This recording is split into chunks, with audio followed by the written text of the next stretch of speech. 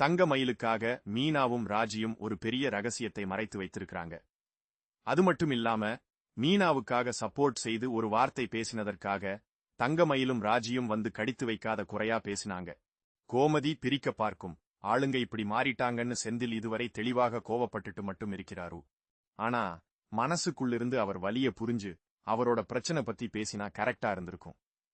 மிச்ச 2 பேரும் சம்பாதிக்கிறாங்களே, அவங்களுக்குன்னு கையில காசு இருக்கும்.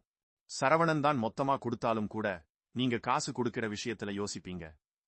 ஆனால் செந்தில் கடையில வேலை பார்ப்பதால அவரை ரொம்ப எடுத்து எரிஞ்சு நடத்துறீங்க. கடைசி பையன் கதிர் படிச்சுக்கிட்டு இருக்கிறதாலும் அவனுக்கென கையில் காசு இருக்கு. அவன் நினைச்சா தன்னோட வைஃப்க்கு ட்ரெஸ் வாங்கி கொடுக்கறான்.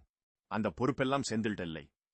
அதனால இனிமே மாசம் மாசம் செந்திலுக்கும் சரவணனுக்கும் ஒரு சின்ன தொகையை கொடுத்து வந்தா நல்லது. சரவணனுக்கு மொத்த சம்பளம் கொடுத்தாலும் அதிலிருந்து ஒரு சின்ன தொகையை செந்திலுக்காக பிரிக்கும். இந்த விஷயங்களை பேசுவதை விட்டுட்டு இப்போ தேவையில்லாத பிரச்சனை செய்து கோவப்பட்டு நான் என்ன தப்பு பண்ணேன்னு கேட்கிறது நியாயமா? இதை பார்த்தால் நமக்கே கோபமாக இருக்கிற நேரம் தங்க மயிலடப்பா வேறு ஒரு பெரிய வில்லங்கத்திற்கு ரகசியமாக திட்டம் வைத்திருக்கிறாரு.